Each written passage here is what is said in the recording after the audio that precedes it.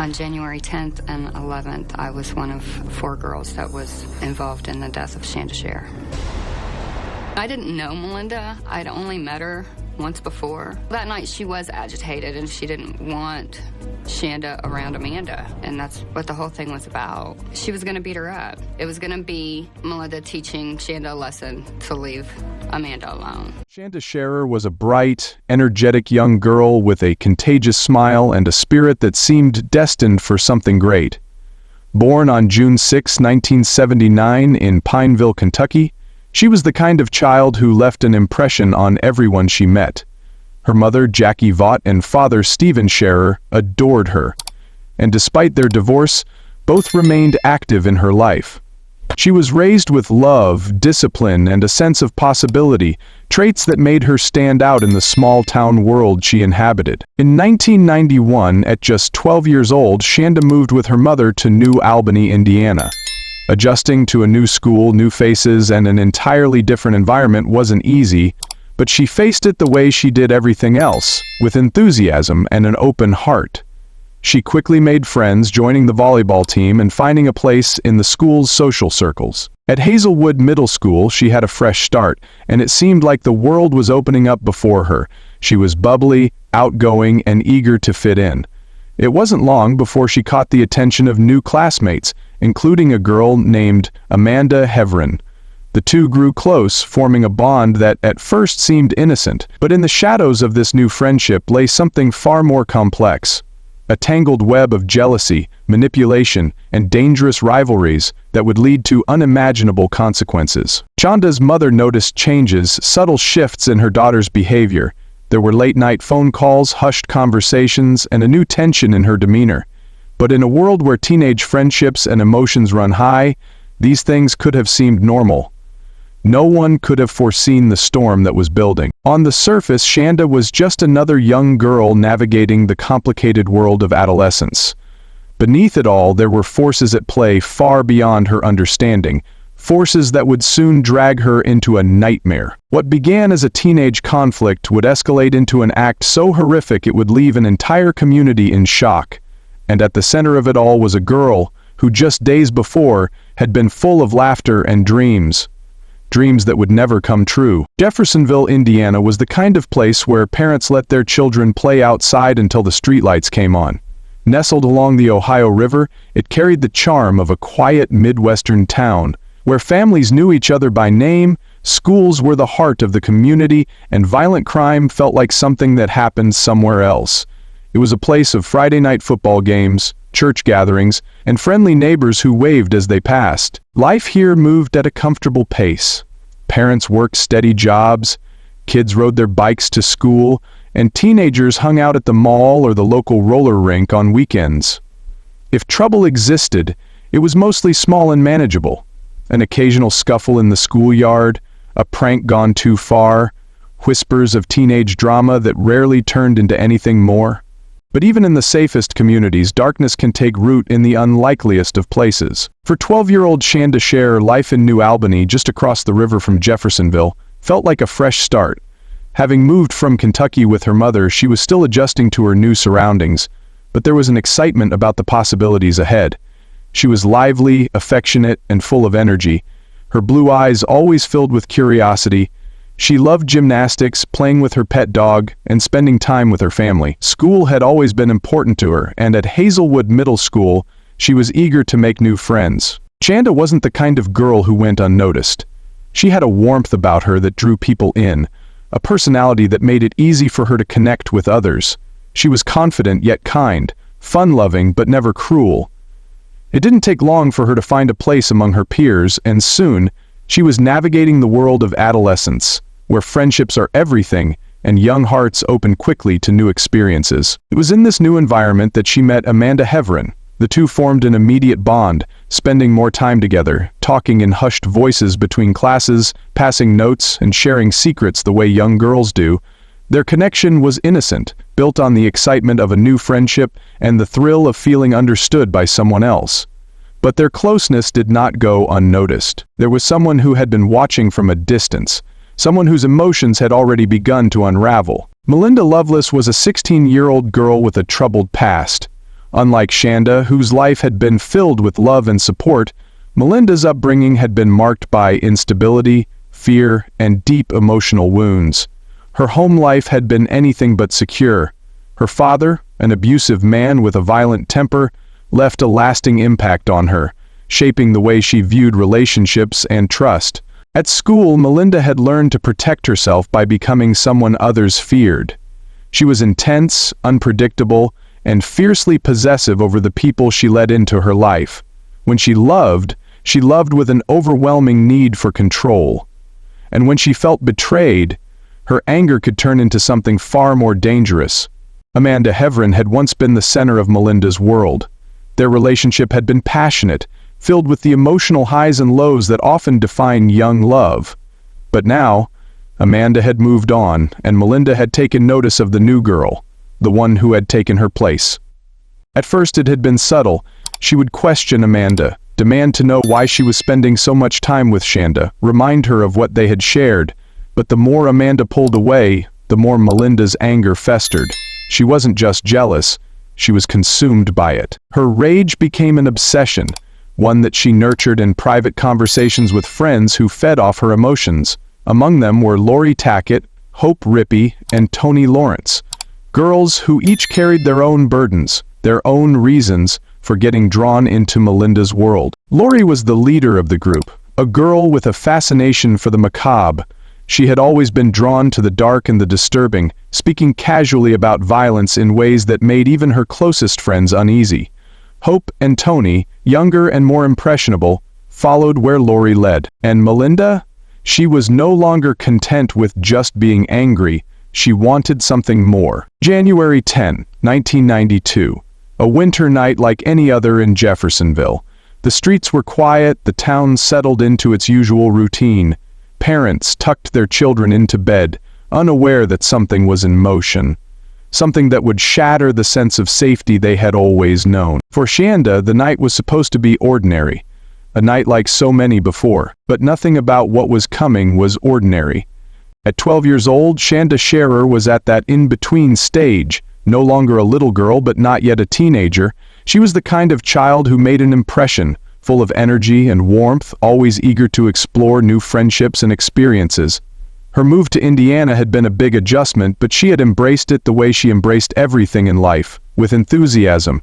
She was smart, athletic, and determined, a girl who worked hard in school and loved playing sports. She had a close relationship with her mother, Jackie, and despite the changes that came with adolescence, she was still a child who craved comfort and security. She was also discovering the intensity of young friendships, the kind that feel like everything at that age. It was at Hazelwood Middle School that she met Amanda Heverin, a connection that would set off a chain of events no one could have foreseen. Their bond grew quickly, and to Shanda, Amanda was exciting, someone who made her feel special. But she was unaware of the history Amanda carried with her, and the jealousy it was stirring elsewhere. Melinda Lovelace was 16, but her life had already been shaped by pain. Her childhood was anything but stable. Her father, Larry Lovelace, was a violent and deeply disturbed man whose presence left lasting damage. He had been in and out of her life, bringing chaos whenever he returned. His abuse was not only emotional but physical, and his influence cast a long shadow over Melinda's world. Her mother, Marjorie, had tried to create some sense of normalcy for her daughters, but there was always an undercurrent of tension. By the time Melinda reached her teenage years, she had learned to protect herself in the only way she knew how, by becoming the one in control. She was volatile, quick to anger, and fiercely possessive of the people she cared about. Amanda Heverin had been one of those people. Their relationship had been passionate, full of highs and lows, and Melinda had never handled rejection well. So when Amanda started spending more time with Shanda, it wasn't just painful, it was infuriating. At first, she tried to hold on, to keep Amanda close through guilt and manipulation. But Amanda was slipping away, and in Melinda's mind there was only one person to blame.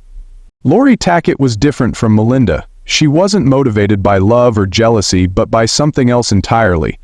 Growing up in a deeply religious household, she had rebelled in the most extreme way possible. She had become fascinated by horror, death, and the occult. She spoke about violence with a casualness that unsettled those around her. While Melinda was consumed by emotion, Lori seemed detached, as if she enjoyed the idea of destruction simply for the sake of it. Then there were Hope Rippey and Tony Lawrence, the youngest of the group. Hope had been Lori's friend for years, easily influenced and always looking for approval. Tony was quieter, often following rather than leading, someone who wanted to fit in but never imagined where it would take her. When Melinda spoke about Shanda, Lori listened. And when Melinda's anger turned into a plan, Lori encouraged it.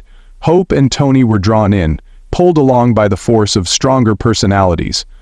None of them stopped to question how far things would go. Melinda's hatred for Shanda grew with every passing day. She spoke about her constantly, making threats that at first seemed like exaggerations.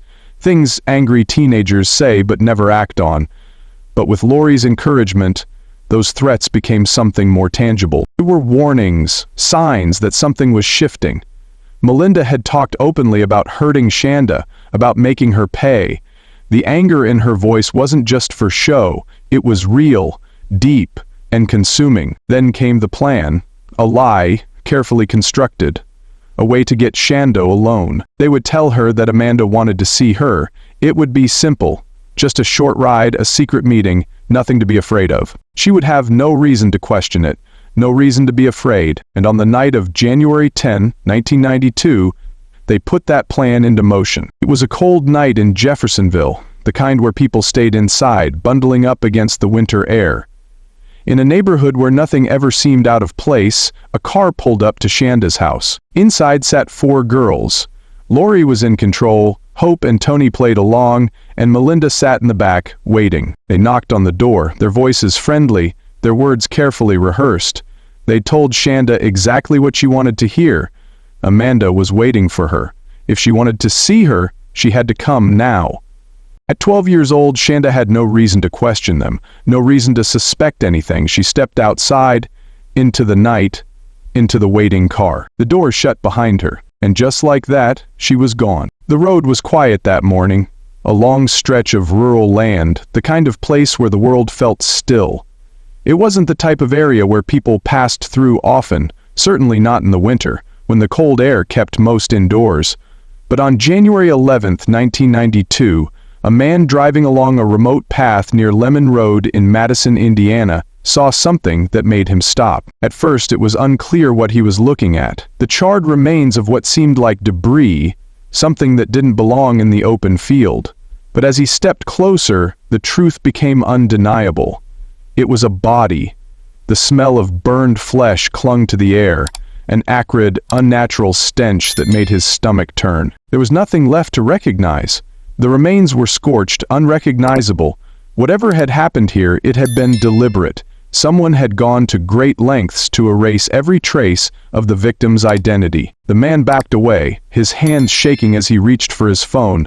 Within minutes, the call went through to the Jefferson County Sheriff's Department, and just like that, a case that would shake an entire community had begun. By the time authorities arrived at the scene, there was little doubt that this was more than a simple crime. The brutality of it was evident. The body had been set on fire, the ground around it still holding the last traces of heat. Whoever had done this had wanted to destroy more than just a life. They had wanted to erase the evidence of their actions.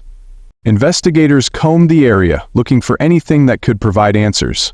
There were no immediate signs of a struggle, no discarded belongings or clues that pointed to who this young victim had been. The body was too damaged to identify, and without any missing person reports in the immediate area, they were left with more questions than answers. But this wouldn't last for long. That same morning, Jackie Vaught had begun making phone calls. Her daughter Shanda hadn't come home. At first, she had told herself there was an explanation. Maybe Shanda had stayed over at a friend's house and lost track of time. Maybe there had been a misunderstanding. But as the hours passed, the fear settled in. Something was wrong. By mid-morning, she had contacted the police. A missing persons report was filed. Shanda had last been seen the night before, at home. No one had any reason to believe she had run away. She wasn't the kind of child to disappear without telling someone where she was going. Hours later, when investigators arrived to take a statement, Jackie could see the look in their eyes. They were holding something back.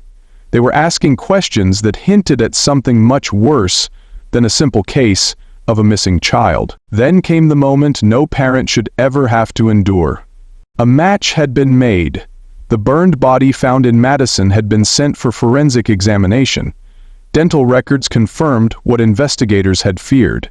The victim was Shanda Sharer. The case moved quickly from there. This was no accident, no simple act of violence. Whoever had done this had planned it, carried it out with precision, and then tried to erase every trace of their crime. Investigators retraced Shanda's last known movements. The pieces started falling into place. Then, an unexpected break. One of the girls involved had begun to unravel. Toni Lawrence, just 15 years old, had been unable to keep the secret. Terrified and consumed with guilt, she confided in a friend, revealing details that no one outside the crime scene should have known. The friend, horrified by what she heard, went to the police. From there, the confessions came in waves. Each girl had a role. Each girl had a story to tell. When detectives sat across from Toni Lawrence, they could see she was on the edge of breaking. Her hands shook as she spoke, her words tumbling out in fragments at first, then in horrific detail. She described the car ride, the deception that led Shanda to get inside. She spoke about the threats, the taunting, the way Shanda's fear had grown with every mile.